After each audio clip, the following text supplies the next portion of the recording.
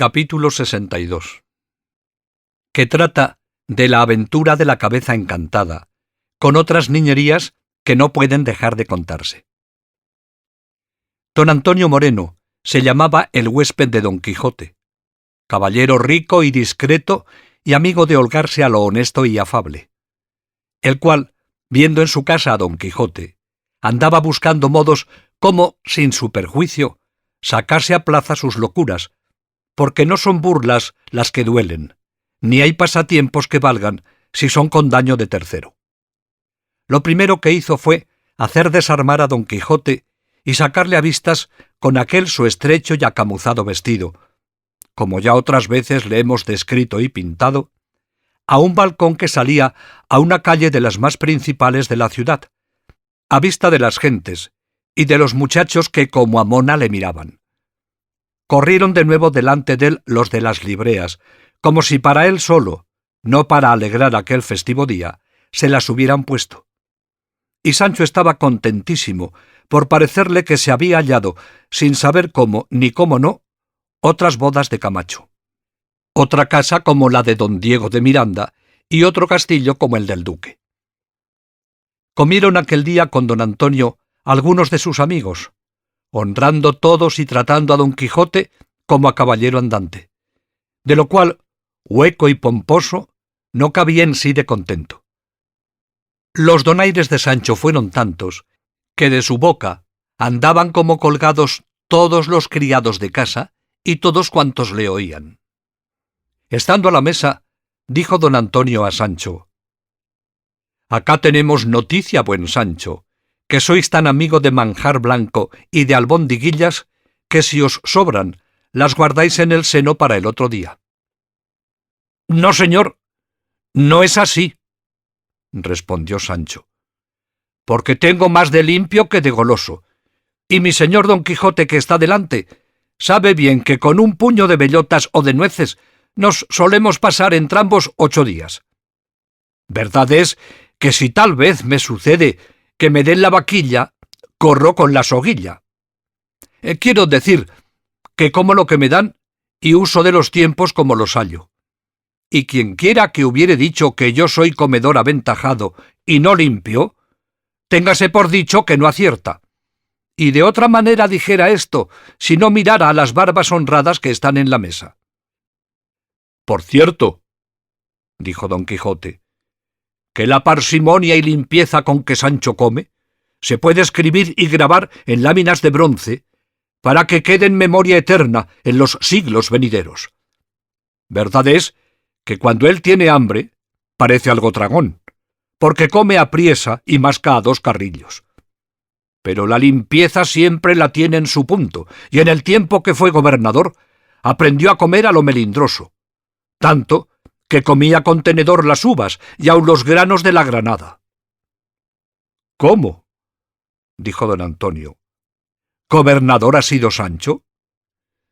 «Sí», respondió Sancho, «y de una ínsula llamada la Barataria.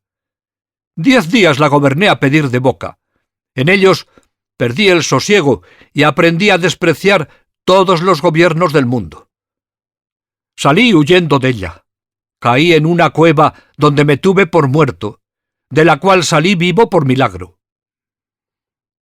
Contó Don Quijote por menudo todo el suceso del gobierno de Sancho, con que dio gran gusto a los oyentes. Levantados los manteles y tomando don Antonio por la mano a Don Quijote, se entró con él en un apartado aposento, en el cual no había otra cosa de adorno que una mesa, al parecer de jaspe, que sobre un pie de lo mesmo se sostenía, sobre la cual estaba puesta, al modo de las cabezas de los emperadores romanos, de los pechos arriba, una que semejaba ser de bronce. Paseóse don Antonio con Don Quijote por todo el aposento, rodeando muchas veces la mesa, después de lo cual dijo: «Agora, señor Don Quijote, que estoy enterado que no nos oye y escucha alguno, y está cerrada la puerta, quiero contar a vuesa merced una de las más raras aventuras, o por mejor decir, novedades, que imaginarse pueden, con condición que lo que a vuesa merced dijere lo ha de depositar en los últimos retretes del secreto.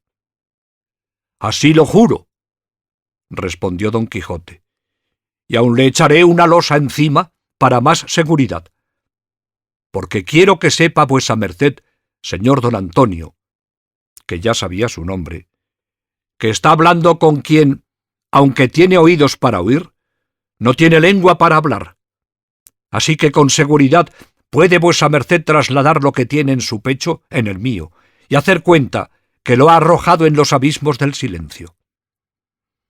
En fe de esa promesa, respondió don Antonio, quiero poner a vuesa merced en admiración con lo que viere y oyere, y darme a mí algún alivio de la pena que me causa, no tener con quien comunicar mis secretos, que no son para fiarse de todos. Suspenso estaba don Quijote, esperando en qué habían de parar tantas prevenciones. En esto, tomándole la mano don Antonio, se la paseó por la cabeza de bronce y por toda la mesa, y por el pie de jaspe sobre que se sostenía.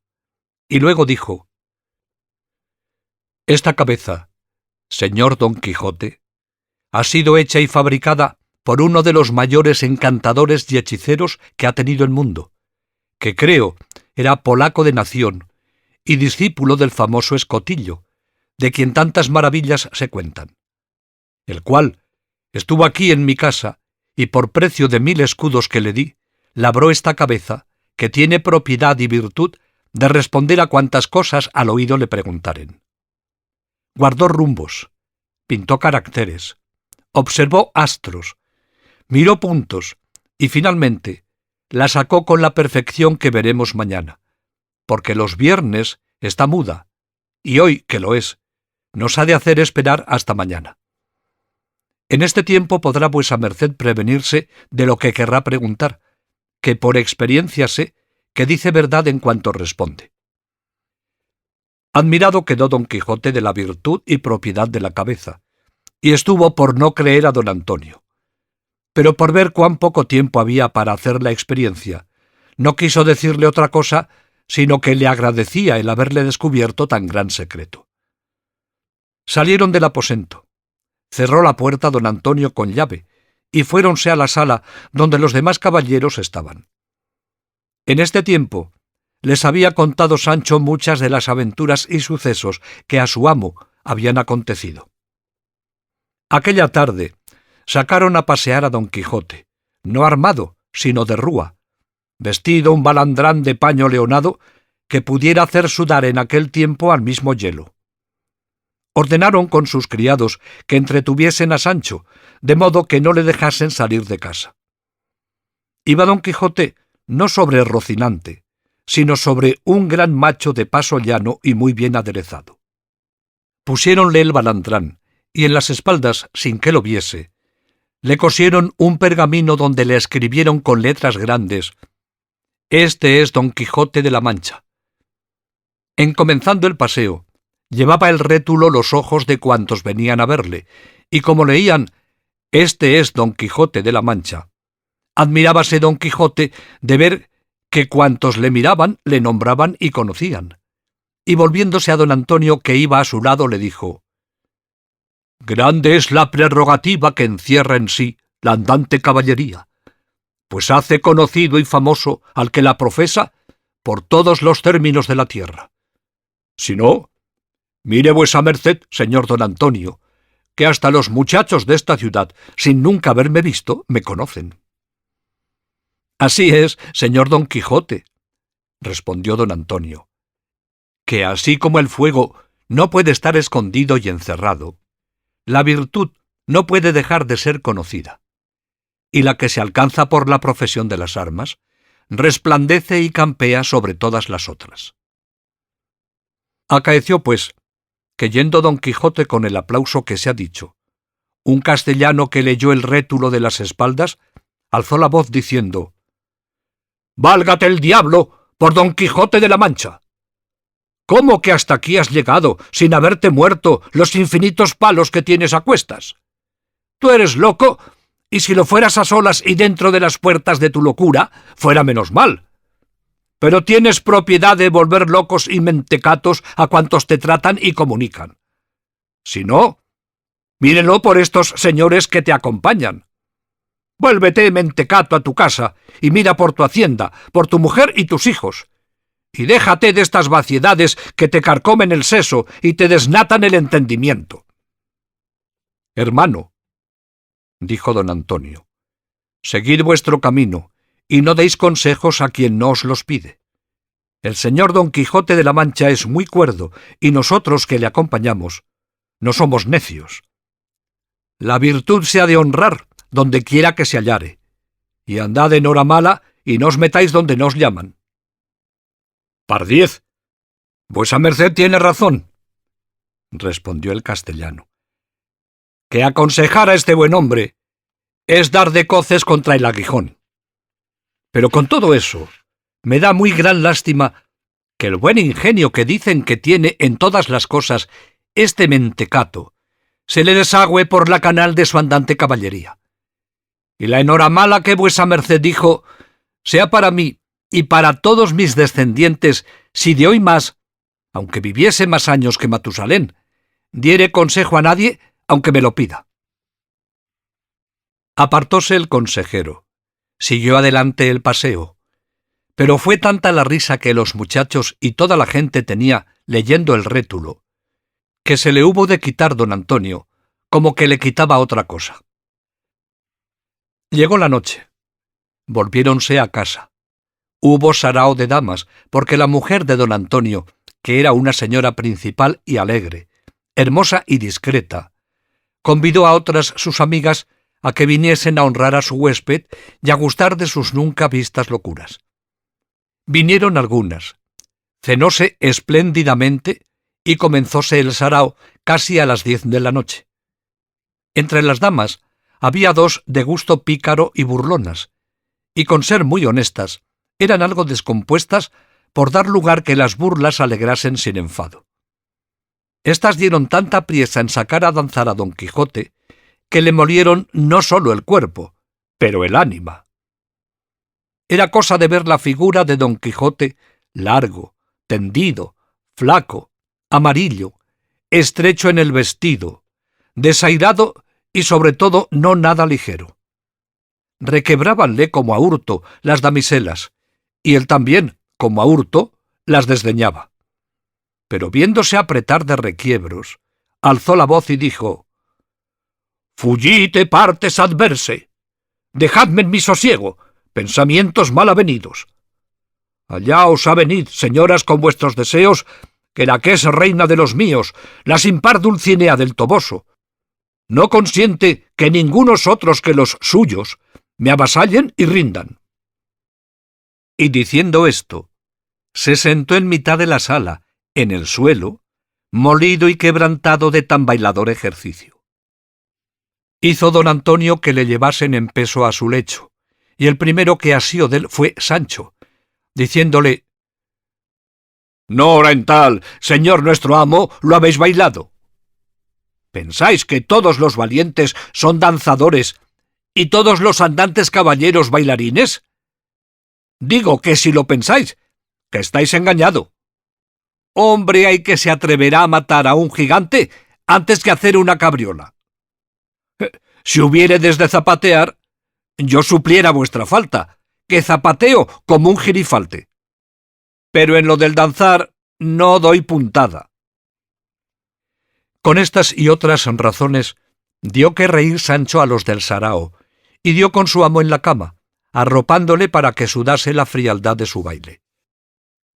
Al otro día le pareció a don Antonio ser bien hacer la experiencia de la cabeza encantada, y con Don Quijote, Sancho y otros dos amigos, con las dos señoras que habían molido a Don Quijote en el baile, que aquella propia noche se habían quedado con la mujer de don Antonio, se encerró en la estancia donde estaba la cabeza. Contóles la propiedad que tenía. Encargóles el secreto, y díjoles que aquel era el primero día donde se había de probar la virtud de la tal cabeza encantada. Y si no eran los dos amigos de don Antonio, ninguna otra persona sabía el busiris del encanto. Y aun si don Antonio no se le hubiera descubierto primero a sus amigos, también ellos cayeran en la admiración en que los demás cayeron, sin ser posible otra cosa. Con tal traza y tal orden estaba fabricada. El primero que se llegó al oído de la cabeza fue el mismo don Antonio, y díjole en voz sumisa, pero no tanto que de todos no fuese entendida: «Dime, cabeza, por la virtud que en ti se encierra, ¿qué pensamientos tengo yo agora?» Y la cabeza le respondió, sin mover los labios, con voz clara y distinta, de modo que fue de todos entendida esta razón: «Yo no juzgo pensamientos». Oyendo lo cual, todos quedaron atónitos, y más, viendo que en todo el aposento ni al derredor de la mesa no había persona humana que responder pudiese. «¿Cuántos estamos aquí?», tornó a preguntar don Antonio.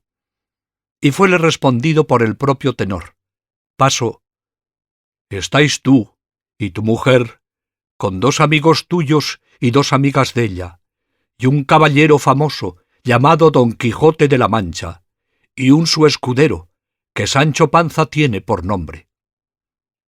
Aquí sí que fue el admirarse de nuevo. Aquí sí que fue el erizarse los cabellos a todos de puro espanto.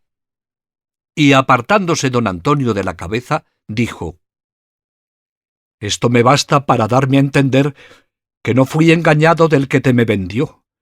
Cabeza sabia, cabeza habladora, cabeza respondedora, y admirable cabeza. Llegue otro y pregúntele lo que quisiere». Y como las mujeres de ordinario son presurosas y amigas de saber, la primera que se llegó fue una de las 2 amigas de la mujer de don Antonio, y lo que le preguntó fue: «Dime, cabeza, ¿qué haré yo para ser muy hermosa?». Y fuele respondido: «Sé muy honesta». «No te pregunto más», dijo la preguntanta.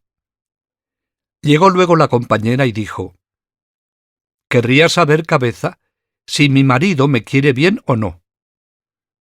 Y respondiéronle: «Mira las obras que te hace, y echarlo has de ver». Apartóse la casada diciendo: «Esta respuesta no tenía necesidad de pregunta, porque en efecto, las obras que se hacen declaran la voluntad que tiene el que las hace». Luego llegó uno de los amigos de don Antonio y preguntóle: «¿Quién soy yo?». Y fuele respondido: «Tú lo sabes».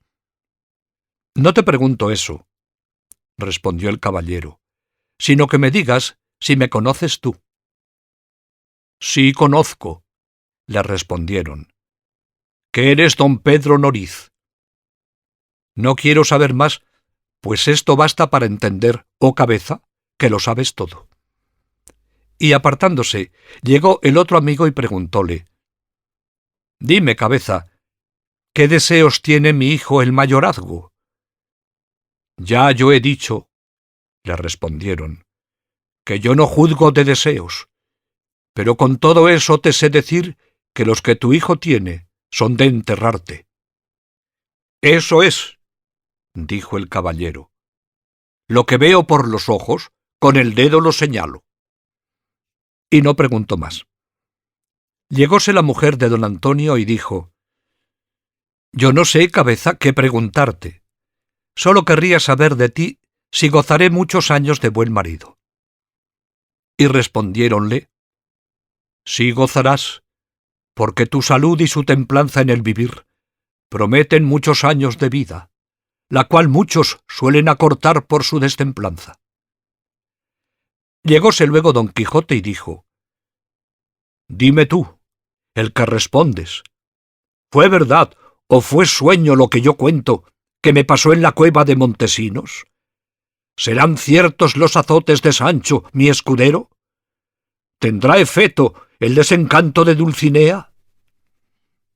«A lo de la cueva», respondieron, «hay mucho que decir. De todo tiene. Los azotes de Sancho irán de espacio. El desencanto de Dulcinea llegará a debida ejecución. No quiero saber más, dijo don Quijote, que como yo vea a Dulcinea desencantada, haré cuenta que vienen de golpe todas las venturas que acertare a desear. El último preguntante fue Sancho, y lo que preguntó fue: ¿por ventura, cabeza, tendré otro gobierno? ¿Saldré de la estrecheza de escudero? ¿Volveré a ver a mi mujer y a mis hijos? A lo que le respondieron: gobernarás en tu casa, y si vuelves a ella, verás a tu mujer y a tus hijos, y dejando de servir, dejarás de ser escudero. Bueno, par Dios, dijo Sancho Panza, esto yo me lo dijera. No dijera más el profeta Perogrullo. Bestia, dijo don Quijote, ¿qué quieres que te respondan? ¿No basta que las respuestas que esta cabeza ha dado correspondan a lo que se le pregunta? Sí, basta, respondió Sancho, pero quisiera yo que se declarara más y dijera más. Con esto se acabaron las preguntas y las respuestas, pero no se acabó la admiración en que todos quedaron, excepto los dos amigos de don Antonio, que el caso sabían. El cual quiso Cide Hamete Benengeli declarar luego, por no tener suspenso al mundo, creyendo que algún hechicero y extraordinario misterio en la tal cabeza se encerraba. Y así, dice que don Antonio Moreno, a imitación de otra cabeza que vio en Madrid, fabricada por un estampero, hizo esta en su casa para entretenerse y suspender a los ignorantes. Y la fábrica era de esta suerte. La tabla de la mesa era de palo, pintada y barnizada como jaspe, y el pie sobre que se sostenía era de lo mesmo, con 4 garras de águila que del salían, para mayor firmeza del peso. La cabeza, que parecía medalla y figura de emperador romano, y de color de bronce, estaba toda hueca, y ni más ni menos la tabla de la mesa, en que se encajaba tan justamente que ninguna señal de juntura se parecía. El pie de la tabla era asimismo hueco, que respondía a la garganta y pechos de la cabeza, y todo esto venía a responder a otro aposento que debajo de la estancia de la cabeza estaba. Por todo este hueco de pie, mesa, garganta y pechos de la medalla y figura referida, se encaminaba un cañón de hoja de lata muy justo que de nadie podía ser visto. En el aposento de abajo, correspondiente al de arriba, se ponía el que había de responder. Pegaba la boca con el mismo cañón, de modo que, a modo de cerbatana, iba la voz de arriba abajo y de abajo arriba, en palabras articuladas y claras, y de esta manera no era posible conocer el embuste. Un sobrino de don Antonio, estudiante, agudo y discreto, fue el respondiente, el cual, estando avisado de su señor tío de los que habían de entrar con él en aquel día en el aposento de la cabeza, le fue fácil responder con presteza y puntualidad a la primera pregunta. A las demás respondió por conjeturas, y como discreto, discretamente. Y dice más Cide Hamete, que hasta 10 o 12 días duró esta maravillosa máquina, pero que divulgándose por la ciudad que don Antonio tenía en su casa una cabeza encantada, que a cuantos le preguntaban respondía, temiendo no llegase a los oídos de las despiertas centinelas de nuestra fe, habiendo declarado el caso a los señores inquisidores, le mandaron que la deshiciese y no pasase más adelante, porque el vulgo ignorante no se escandalizase. Pero en la opinión de don Quijote y de Sancho Panza, la cabeza quedó por encantada y por respondona, más satisfacción de don Quijote que de Sancho. Los caballeros de la ciudad, por complacer a don Antonio y por agasajar a don Quijote y dar lugar a que descubriese sus sandeces, ordenaron de correr sortija de allí a 6 días, que no tuvo efecto por la ocasión que se dirá adelante. Dio le gana a don Quijote de pasear la ciudad a la llana y a pie, temiendo que si iba a caballo le habían de perseguir los muchachos. Y así, él y Sancho, con otros 2 criados que don Antonio le dio, salieron a pasearse. Sucedió, pues, que yendo por una calle, alzó los ojos don Quijote y vio escrito sobre una puerta, con letras muy grandes: «Aquí se imprimen libros», de lo que se contentó mucho, porque hasta entonces no había visto emprenta alguna, y deseaba saber cómo fuese. Entró dentro con todo su acompañamiento, y vio tirar en una parte, corregir en otra, componer en esta, enmendar en aquella, y finalmente toda aquella máquina que en las emprentas grandes se muestra. Llegábase don Quijote a un cajón y preguntaba qué era aquello que allí se hacía. Dábanle cuenta los oficiales. Admirábase y pasaba adelante. Llegó en otras a uno y preguntóle qué era lo que hacía. El oficial le respondió: «Señor, este caballero que aquí está», y enseñóle a un hombre de muy buen talle y parecer, y de alguna gravedad, «ha traducido un libro toscano en nuestra lengua castellana, y estoyle yo componiendo para darle a la estampa». «¿Qué título tiene el libro?», preguntó don Quijote, a lo que el autor respondió: «Señor, el libro en toscano se llama Le Bagatelle». «¿Y qué responde Le Bagatelle en nuestro castellano?», preguntó don Quijote. «Le Bagatelle», dijo su autor, «es como si en castellano dijéramos los juguetes, y aunque este libro es en el nombre humilde, contiene y encierra en sí cosas muy buenas y sustanciales». «Yo», dijo don Quijote, «sé algún tanto del toscano y me precio de cantar algunas estancias del Ariosto.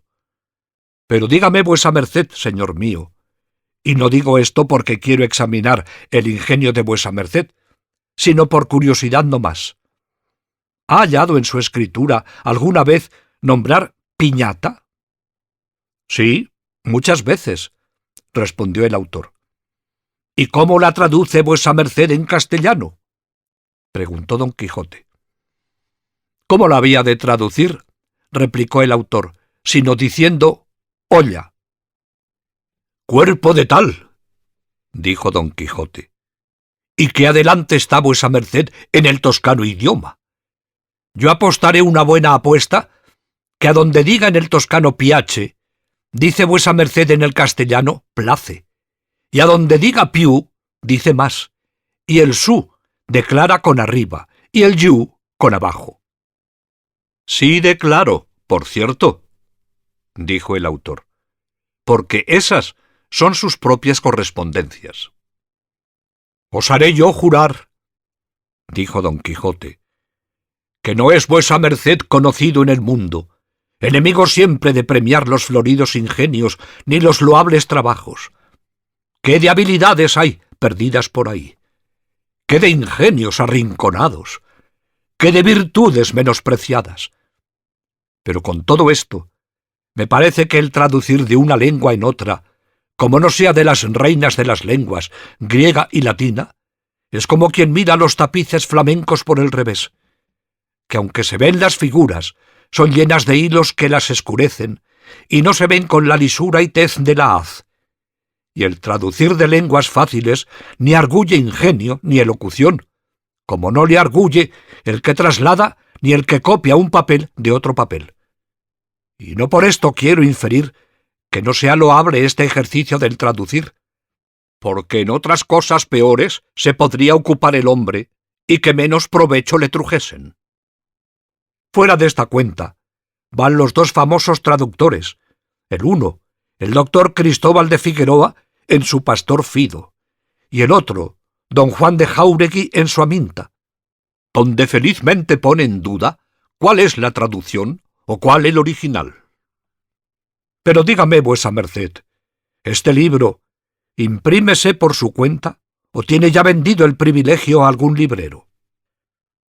«Por mi cuenta lo imprimo», respondió el autor, «y pienso ganar 1000 ducados por lo menos con esta primera impresión, que ha de ser de 2000 cuerpos, y se han de despachar a 6 reales cada uno, en daca las pajas. Bien está vuesa merced en la cuenta, respondió don Quijote. Bien parece que no sabe las entradas y salidas de los impresores y las correspondencias que hay de unos a otros. Yo le prometo que cuando se vea cargado de 2000 cuerpos de libros, vea tan molido su cuerpo que se espante, y más si el libro es un poco avieso y no nada picante. —¿Pues qué? —dijo el autor. —¿Quiere vuesa merced que se lo dé a un librero que me dé por el privilegio 3 maravedís y aún piensa que me hace merced en dármelos? Yo no imprimo mis libros para alcanzar fama en el mundo, que ya en él soy conocido por mis obras. Provecho quiero, que sin él no vale un cuatrín la buena fama. —Dios le dé a vuesa merced buena manderecha —respondió don Quijote.